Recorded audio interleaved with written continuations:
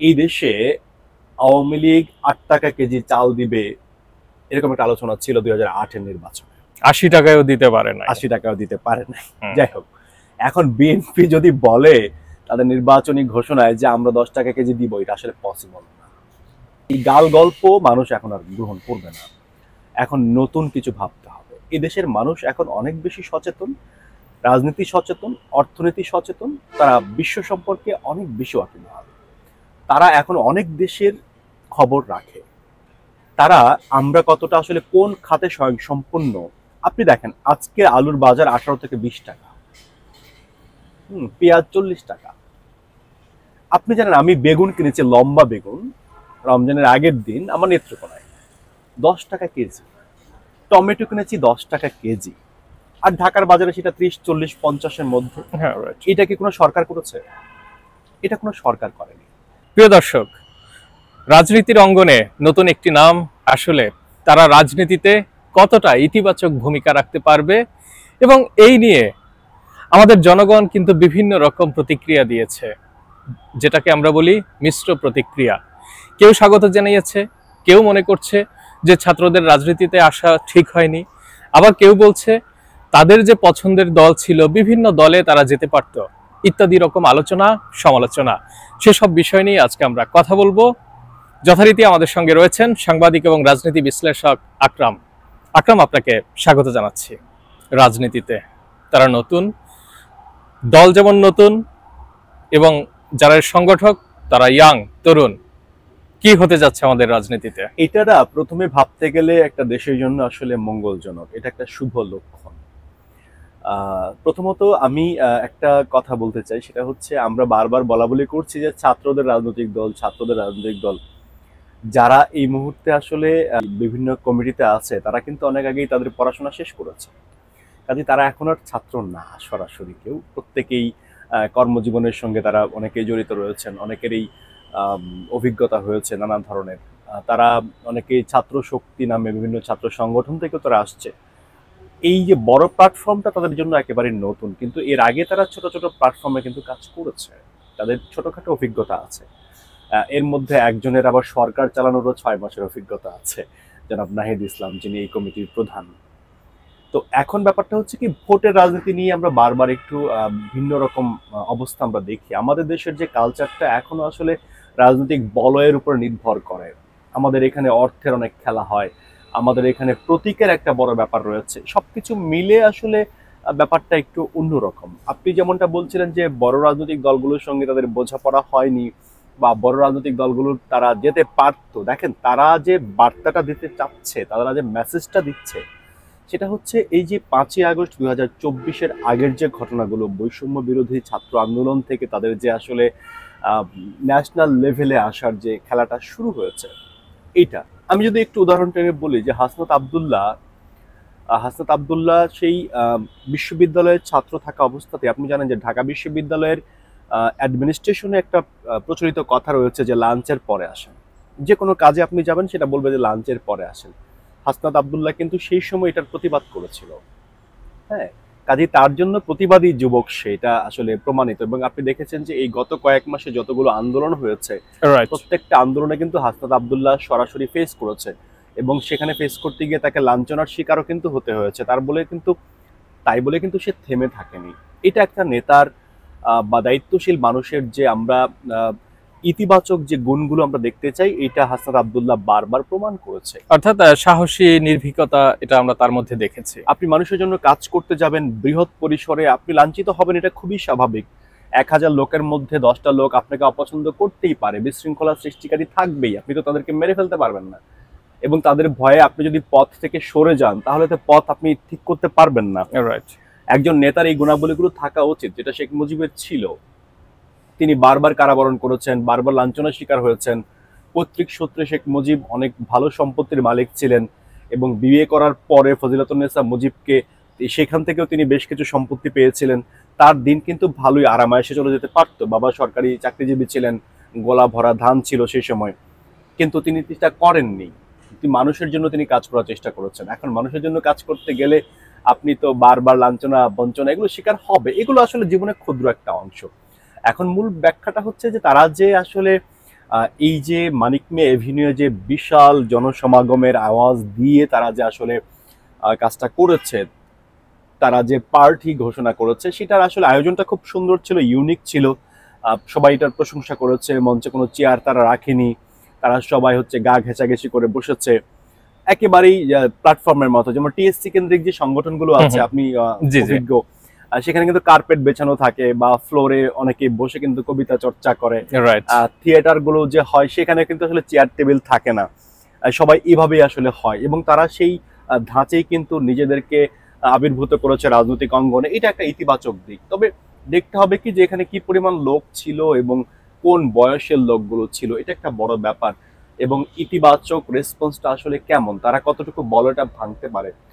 রাজনৈতিক দল ঘোষণা করা এবং রাজনীতিতে টিকে থাকা এবং ক্ষমতায় আসা, দুইটার মধ্যে, এই তিনটার মধ্যে না আকাশ পাতাল ব্যবধান রয়েছে, অনেক বড় ব্যবধান আছে। যেটা আমরা এর আগের ভিডিওতে বলেছিলাম যে এই স্বাধীনতার 54 বছর পরে যতগুলো রাজনৈতিক দল এসেছে, এর মধ্যে বিএনপি এবং জাতীয় পার্টি ছাড়া কারোরই তেমন কোনো অস্তিত্ব আসলে কাগজপত্র ছাড়া খুঁজে পাওয়া দুষ্কর।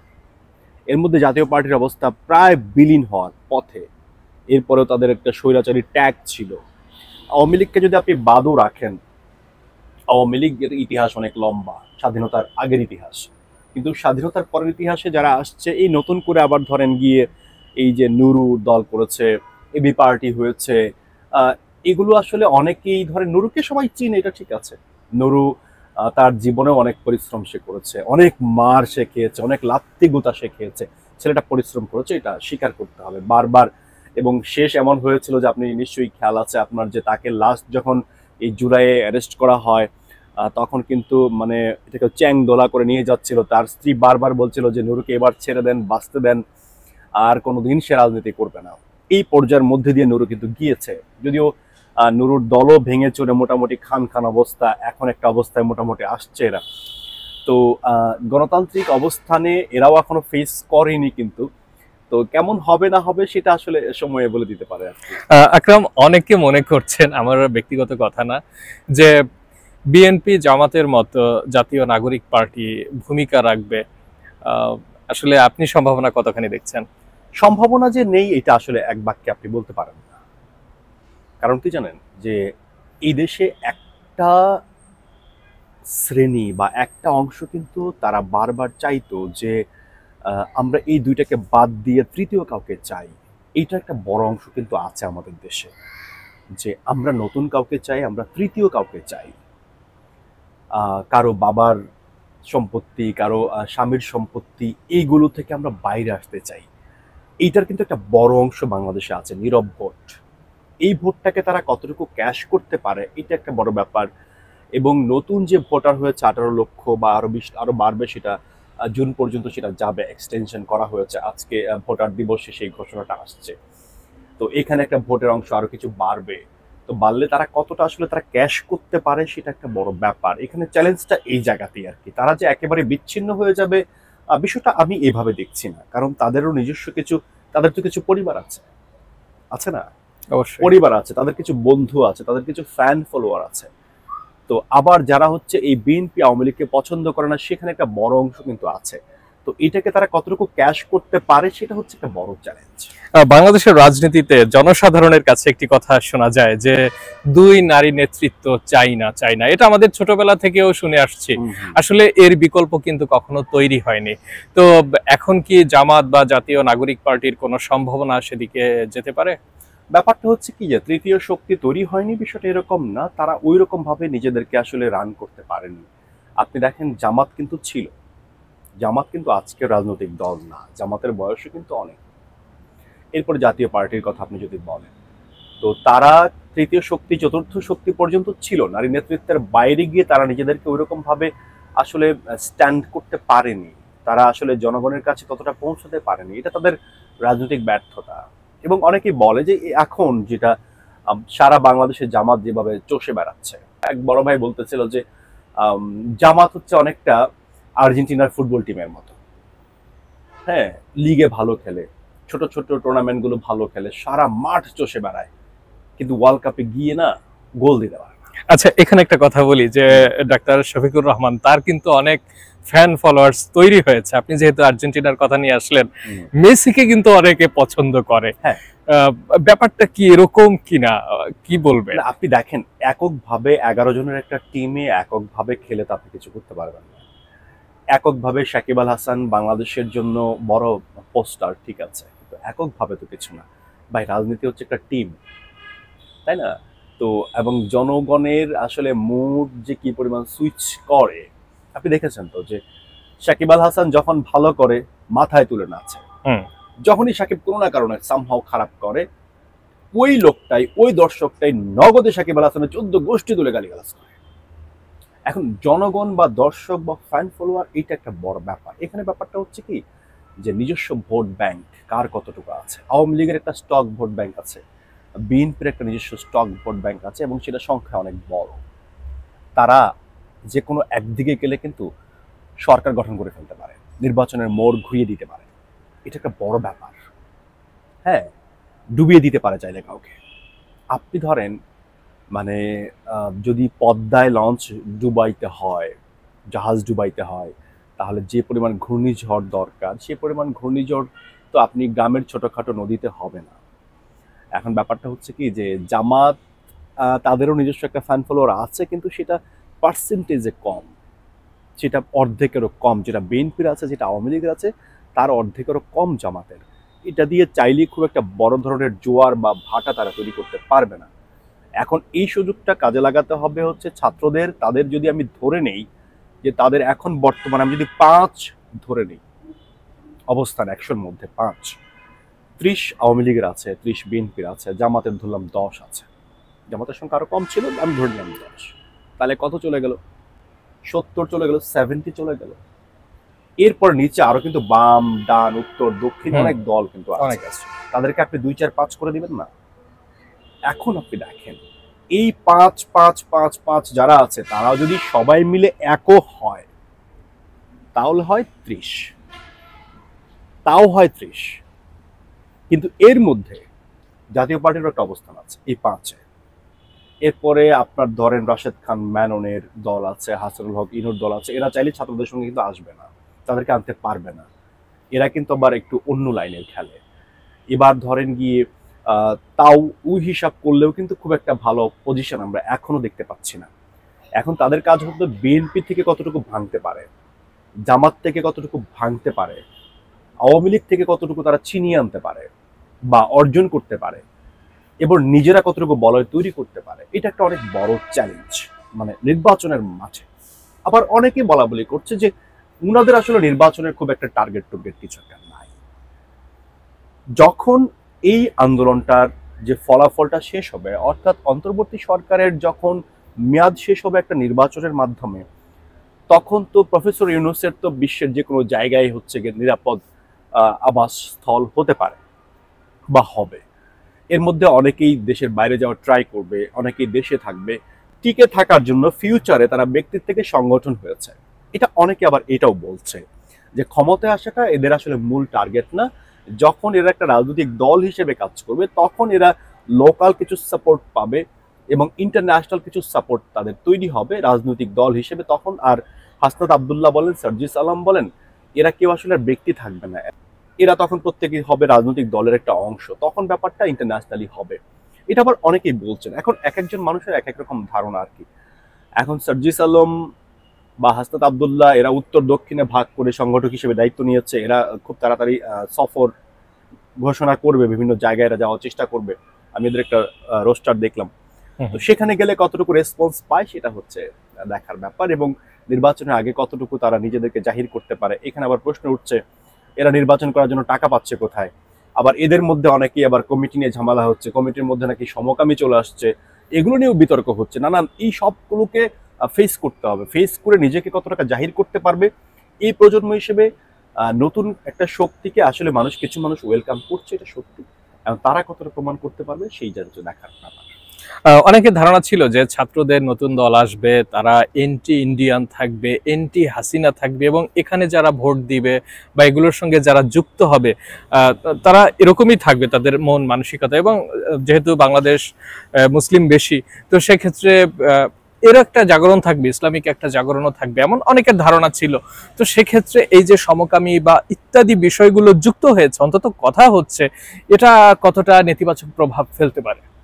আপনি ঠিকই বলেছেন যে আমাদের দেশ হচ্ছে আসলে মুসলমানের একটা দেশ। তো এইখানে আসলে এই সমকামিতার তো আসলে জায়গা নেই।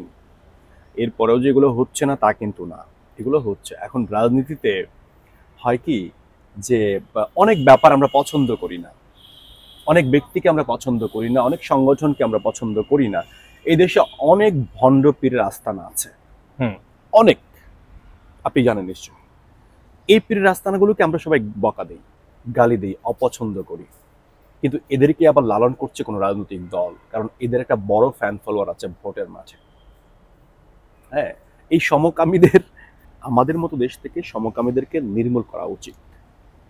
এই দেশে এগুলো চলতে দেওয়া উচিত না, বা চলতে দেওয়া হবে না। আমিও মনে করি না এগুলো চলতে দেওয়া উচিত, বা আমার হাতে ক্ষমতা থাকলে আমি এগুলো চলতে দিতাম না। এখন রাজনীতির স্বার্থে আসলে কিছু ব্যাপার তারা হজম করবে, কিছু ব্যাপারকে তারা স্লিপ করবে, এটা আসলে ছোট ঘটনা। কিন্তু ব্যাপার হচ্ছে এরা বলেছে যে এদের রাজনৈতিক স্লোগানটা হচ্ছে আমরা ভারত এবং পাকিস্তানের কোনো দালালি বাংলাদেশের তাদের রাজনৈতিক দল তারা করবে না। কারণ হচ্ছে কি, ভারতের দালালি যদি আপনি না করেন একটা সাপোর্ট আপনি পক্ষে পাবেন, আবার পাকিস্তানের দালালি যদি আপনি করেন তাহলে আবার একটা সাপোর্ট আপনার থেকে চলে যাবে। আপনি যদি একই সঙ্গে ভারত বিদ্বেষী হন, ভারতে নতজানু সম্পর্ক আপনি নিতে না চান, বা পাকিস্তানের সঙ্গে আপনি ওইরকম আন্তরিকতার সম্পর্ক নিতে না চান, তাহলে হবে কি, একটা ভালো একটা সেফ জোন আপনার কাছে চলে আসবে, একটা বড় সাপোর্ট আসতে পারে আপনার কাছে। কারণ আপনি যখন পাকিস্তানের সঙ্গে বিরাট সম্পর্ক রাখার চেষ্টা করবেন, তখন এই দেশের মুক্তিকামী মানুষ সেটাকে ভালোভাবে নিবে না। আবার যারা, আপনি যদি ভারতের ওই দাসত্বই করেন, তাহলে আওয়ামী লীগ কি দোষ করেছিল? তাহলে হবে কি, যে এই জায়গাটা একটা বড় মারপ্যাচের ব্যাপার রয়েছে। তারা পাকিস্তান এবং ভারত কাউকে তারা প্রশ্রয় দিবে না। যতটুকু এই যে বাইলেটারাল সম্পর্ক থাকা দরকার ব্যালেন্স করে, সেইটুকু তারা করবে, এর বাইরে তারা কিছু করবে না। এটা তাদের একটা বড় কৌশল। এই দিকটা তারা আবার খেলার চেষ্টা করছে। এখন ধর্মীয় যে সংগঠনগুলো আছে এগুলো আসলে এরা খুব শক্ত ভাই, এরা সহজে কারোর সঙ্গে অ্যাডজাস্ট করে না, এদের ক্যালকুলেশন অনেক শক্ত। যার কারণে নির্বাচনের আগে বড় রাজনৈতিক দলগুলো কিন্তু এদেরকে নিয়ে ব্যস্ত থাকে। হ্যাঁ, এই খেলাফতে মজলিস বলেন, ইসলামী আন্দোলন বলেন, নানান কি চরমোনাই আছে, এই সব কিছু মিলে এদের কিন্তু বড় একটা ভোট ব্যাংক আছে, সারা দেশে ছড়ানো ছিটানো। তখন এরা যেদিকে মুভ করে, এদিকে একটা বড় ব্যাপার ঘটে। এখন আবার যদি নতুন রাজনৈতিক দল আবার এদেরকে নিয়ে নিতে পারে, তখন আবার একটা বড় খেলা খেলে দিতে পারে। এখন এরা কতটুকু খেলবে সেটা হচ্ছে সময়ের ব্যাপার। আচ্ছা, জামাতের কি এখন একটা খেলা খেলার সময় এসেছে কিনা, বা অন্যান্য ইসলামিক দলের? আপনি ছাত্রদের সংগঠন বলেন, তারা এন্টি ইন্ডিয়ান, আবার এন্টি পাকিস্তান দুটোই বলেন, আবার তারা সব ধরনের মানুষকে নিয়ে চলতে চান। এখন ইসলামপন্থীরা, যারা ইসলাম প্রিয়, এদেরকে নিয়ে চলার কতটা যোগ্যতা রাখবেন, বা কতটা দলে ভিড়াতে পারবেন এই সময়টাতে, বা কোনো কৌশল আছে কিনা? এখানে ব্যাপার আছে কি, আমাদের ধর্মে অনেকগুলো মাযহাব আবার বিভক্ত আছে। আবার মাযহাব মানে না, এদেরকে লা মাযহাবি। আচ্ছা, হ্যাঁ, এখানেও একটা বড় অংশ আছে। এখন এই মাযহাবি লামাযাবির যে এখানে খেলা আছে, কিছু আছে দেওবন্দপন্থী, হাটহাজারীপন্থী, এরা এক লাইন, হেফাজতে ইসলাম যেটাকে বলে। আবার কিছু আছে এদেরকে পছন্দ করে না। এখন এরা আসলে কাকে নিয়ে ব্যালেন্স করবে? যেমন ধরেন আমাদের বিশ্ব ইজতেমা 2 পর্বে হচ্ছে, একটা সাদপন্থী, একটা জুবায়েরপন্থী। এখন মাওলানা জুবায়ের কিন্তু রাজনীতি করে না, কোনো আওয়ামী লীগ বিএনপি জামাতের সঙ্গে জড়িত না, কিন্তু তার একটা বড় অংশ আছে, তার অনেক বড় সাপোর্টার আছে, ফ্যান ফলোয়ার আছে। এখন এটা উনি রাজনৈতিকভাবে ক্যাশ করবে কিনা, বা এটাকে আসলে কোনো বড় দল ক্যাশ করাতে পারবে কিনা, এখানে অনেকগুলো চ্যালেঞ্জ আছে। এবং এই দেশে ধরেন আওয়ামী লীগ যদি নির্বাচনে অংশ না করে, তাহলে আমাদের যে বিভিন্ন অন্যান্য ছোট ছোট ধর্মের যে, মানে সংখ্যায় যারা ছোট, আমি অন্য কোনো ধর্মকে ছোট করে বুঝছি না, সংখ্যা যারা ছোট, হিন্দু, বৌদ্ধ, খ্রিস্টান, এদেরকে আসলে কোন লাইনে নিবে, এদেরও একটা ভোট ব্যাংক আছে বড় ধরনের। এটা কোন দিকে যাবে, অনেক ক্যালকুলেশনের ব্যাপার রয়েছে। তবে সবকিছু মিলে এটা নতুন রাজনৈতিক দল হিসেবে এটা বাংলাদেশের জন্য অনেক বড় চ্যালেঞ্জের ব্যাপার। তাদের কথায় যতটা সহজে এদেশের মানুষ আওয়ামী লীগের পতন ঘটিয়েছে, ততটা যে তাদের কথায় ভোট দিয়ে দিবে এইটা আমার কাছে এতটা সহজ বলে মনে হচ্ছে না। জামাত বা অন্যান্য ইসলামিক দলগুলো ইসলামপন্থীদের জাগরণ বলেন, আবার ইসলামে তো সমতার কথা বলে, সাম্যের কথা বলে, সব ধর্মের প্রতি সহমর্মিতার কথা বলে। তারা এটা যদি প্রচার করে এগিয়ে থাকে তাহলে তো তাদের ভোট ব্যাংক বাড়তে পারে। বাড়তে পারে, ঠিক আছে, কিন্তু এই যে এখানে আবার কিছু ব্যাপার আছে। আমাদের দেশ তো এখন হচ্ছে আবার কিছু পশ্চিমা কালচার, ইন্ডিয়ান কালচার আমাদের দেশে ভর করছে। এদেরও একটা বড় ফ্যান ফলোয়ার আছে, কিন্তু কিছু রবীন্দ্র প্রেমী আছে না, আছে। হ্যাঁ, কিছু রবীন্দ্র প্রেমী, এরা কিন্তু এখন ঘাপটি মেরে বসে আছে। এখন এখানে সামনে যে পয়লা বৈশাখ আসতেছে, এখানে অনেকটা বড় ব্যাপার ঘটবে। এইটাকে আপনি দেখেন আসলে কোন দিকে যায়, এখানে একটা বড় খেলা কিন্তু রয়েছে। এই পয়লা বৈশাখে আসলে যে কি হবে না হবে, এটার উপর একটা বড় ব্যাপার থাকবে, যে জামাতের ভূমিকা কি, অন্যান্য দলগুলোর ভূমিকা কি, ইসলামী দলগুলোর ভূমিকা কি, এগুলো নিয়ে একটা বড় ক্যালকুলেশন হবে। নির্বাচন তো ঘনিয়ে আসছে, হয়তো সেটা ডিসেম্বরেই হতে পারে। তো ডিসেম্বরে হলে খুব বেশি সময় কিন্তু হাতে নাই।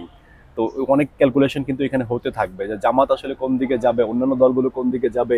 এটি অনেক বড় ক্যালকুলেশনের ব্যাপার। আপনি সব জায়গায়, সবাই তো ধর্মের বাণী সবাই গ্রহণ করে, কিন্তু রাজনীতিতে ধর্মীয় রাজনীতিকরণ করা, ধর্মীয় ব্যবসা করা, রাজনৈতিক দল করা, এগুলো অনেক অন্য ব্যাপার। আমি ধরেন গিয়ে আমি যে মুসলমানের সন্তান, আমার মুসলিমের ঘরে জন্ম হয়েছে, আমি রোজা রাখি, নামাজ পড়ি, এটা আমার আকিদা, বিশ্বাস, আমি করি, ইহকাল পরকালে আমি বিশ্বাস রাখি, সেটা এক ব্যাপার। কিন্তু আমাকে নিয়ে কেউ রাজনীতি করবে, আমাকে নিয়ে কেউ ব্যবসা করবে, এটা তো আমি সুযোগ দিব না কাউকে। আকরাম, বাংলাদেশে তো এ পর্যন্ত আমরা যেটা দেখেছি, ক্ষমতার রাজনীতি দেখেছি, মানে তেল লবণের দাম কমার রাজনীতি, এটা কিন্তু জনগণ খুব বেশি প্রত্যাশা করে এবং তারা কারো উপরে আস্থা রাখছে না। এই যে আস্থাহীনতা, এবং বলছে যে না, আমার ভাগ্য আমাকে গড়তে হবে, আমাকে কাজ করতে হবে, আয় করতে হবে, বেশি দাম দিয়ে কিনতে হবে, আমি কারো উপর ভরসা রাখছি না। এই ভরসাটা কার উপর রাখবে এবং কবে রাখবে? আপনার কি মনে হয় এটা? এইটার না একটা পজিটিভ দিক আমি দেখতে পাচ্ছি। সম্প্রতি বিভিন্ন জায়গায় এই কথাটা উঠছে। এই দেশে আওয়ামী লীগ ৮ টাকা কেজি চাল দিবে, এরকম একটা আলোচনা ছিল 2008-এর নির্বাচনে। ৮০ টাকায়ও দিতে পারে না। ৮০ টাকাও দিতে পারে নাই। যাই হোক, এখন বিএনপি যদি বলে তাদের নির্বাচনী ঘোষণায় যে আমরা 10 টাকা কেজি দিব, এটা আসলে পসিবল না।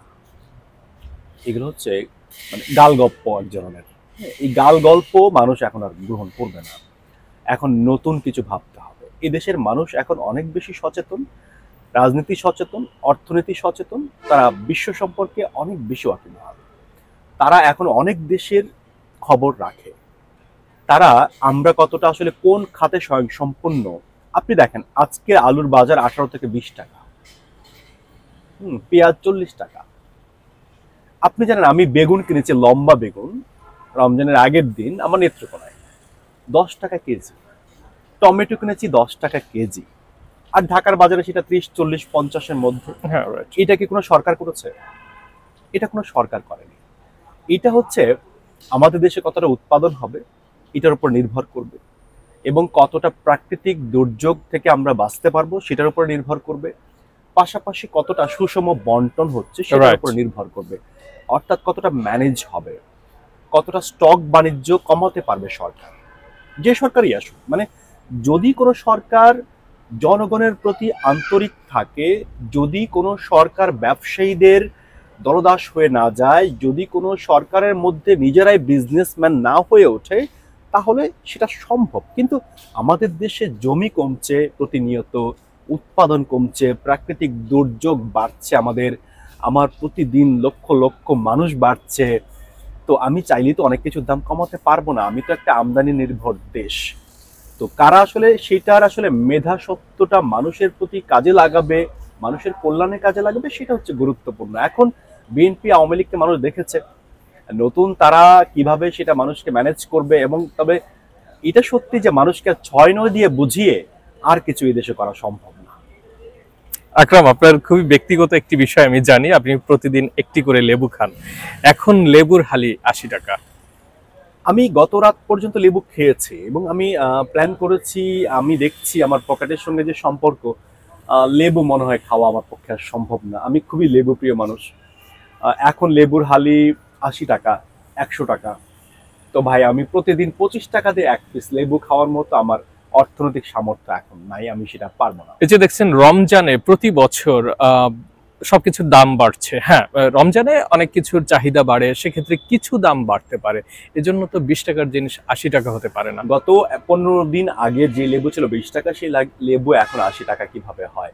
এখন এইটার যার দায়িত্ব, তিনি এটার উপরে কতটুকু কাজ করেছেন, বা তার কি আদৌ এটা নিয়ে সময় আছে কিনা, তিনি আদৌ এই খবরটা রাখেন কিনা, এটা হচ্ছে গুরুত্বপূর্ণ ব্যাপার। প্রেস ব্রিফ করা এক জিনিস, আর বাস্তবে গিয়ে মাঠে নেমে কাজ করা সেটা অন্য জিনিস। এই লেবু তো বিদেশ থেকে আসেনি, এই লেবু কি আমেরিকা থেকে আসছে? এই লেবু কোথায় হয়? উত্তরবঙ্গে হয়, ময়মনসিংহে হয়, রাইট।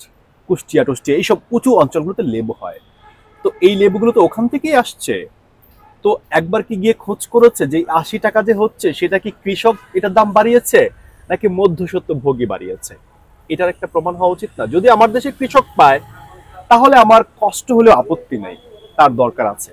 কিন্তু যদি মধ্যস্বত্ব ভোগীরাই হয় তাহলে তো আমার আর কিছু বলার নাই। আমরা শীতকালেও আমরা দেখেছি যে বাঁধাকপি, ফুলকপির দাম 40 টাকা, 50 টাকা, কিন্তু কৃষক গরুকে খাওয়াচ্ছে, অর্থাৎ সে দাম পাচ্ছে না। এই যে আপনি বন্টনের কথা বলে গেলেন, সুষম বন্টন হচ্ছে না, বাজার নিয়ন্ত্রণ হচ্ছে না। আরেকটি বিষয় যে আমরা যারা জনগণ আছি বা আমরা যারা ব্যবসায়ী আছি, প্রত্যেকের কিন্তু ইমানি দায়িত্ব আছে আকরাম। দেশকে ভালোবাসা, দেশের মানুষকে ভালোবাসা, এটা আমরা কেন হচ্ছি না? আমরা সরকারের দিকে আমরা সবসময় কেন চেয়ে থাকছি? দেখুন, এইটার জবাব তো দেওয়া কঠিন নজম। সেটা হচ্ছে আপনি কতটা ভালো হবেন সেটা তো আপনার ইচ্ছা। আপনাকে আমি চাইলে ভালো করতে পারবো না ভাই। এই দেশে কি পরিমাণ ঘুষখোর আছে! আমার অনেক পরিচিত ঘুষখোর আছে, অনেক পরিচিত ঘুষখোর আছে। তাদের আত্মীয় স্বজন আছে না, তার বাবা মা আছে না, তার স্ত্রী আছে না, তার সন্তানরা আছে না। তারা সেই ঘুষের টাকায় বিলাসী জীবনযাপন করছে, নির্লজ্জের মতো করছে, বেহায়ার মতন করছে। তারা কি প্রশ্ন তুলেছে কখনো যে একটা পুলিশের সাব ইন্সপেক্টর বা একটা সার্জেন্ট যে পরিমাণ, যে স্কেলের অফিসার, যে টাকা বেতন পায়, এর তো ঢাকা শহর ডাল ভাত খাইতে অবস্থা খারাপ হয়ে যাবে। ওর ছেলে মেয়ে ইংলিশ মিডিয়ামে পড়ছে, ওর ছেলে মেয়ে দেশের বাইরে পড়ছে। কখনো কেবল প্রশ্ন করেছি? কয়েকটা ফ্ল্যাট আছে। আমরা কি কখনো প্রশ্নটা করেছি? এবং আমরা সেই ঘুষখোর আত্মীয়কে নিয়ে আমরা অনেক বড় বড় কথা বলি, অমুক আমার আত্মীয় এই করেছে, সেই করেছে, হ্যান করেছে, ত্যান করেছে। সেদিন আমার একটা গল্প আসছিল যে একজন প্রাইমারি স্কুলের টিচার আর একজন হচ্ছে ইউনিয়ন ভূমি অফিসের, এটাকে বলে নাইব, ইউনিয়ন ভূমি কর্মকর্তা যেটা ধরেন, বা ইউনিয়নের ভূমি অফিসে কাজ করে।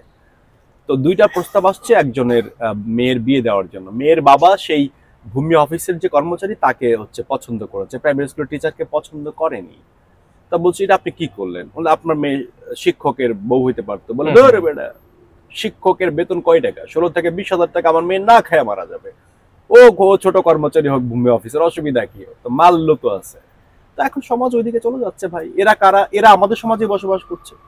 অর্থাৎ আমাদের নৈতিক অবক্ষয় চরমে। হ্যাঁ, আমাদের নৈতিকতা শিখতে হলে আপনাকে যে কোনো ধর্মীয় জ্ঞান নিতে হবে, এবং ধর্মীয় জ্ঞানটাকে অন্তরে ধারণ করতে হবে, লালন করতে হবে। আকরাম, আমরা জনগণ অনেক ভালো হই, সেক্ষেত্রে রাজনীতিবিদরাও আশা করি অনেক বেশি ভালো হবেন, এবং আমাদের দেশের পরিস্থিতি অনেক বেশি ভালো হবে, এমনই আমরা প্রত্যাশা রাখছি। আপনি আমাদের সময় দিয়েছেন, অনেক ধন্যবাদ জানাই। Thank you so much.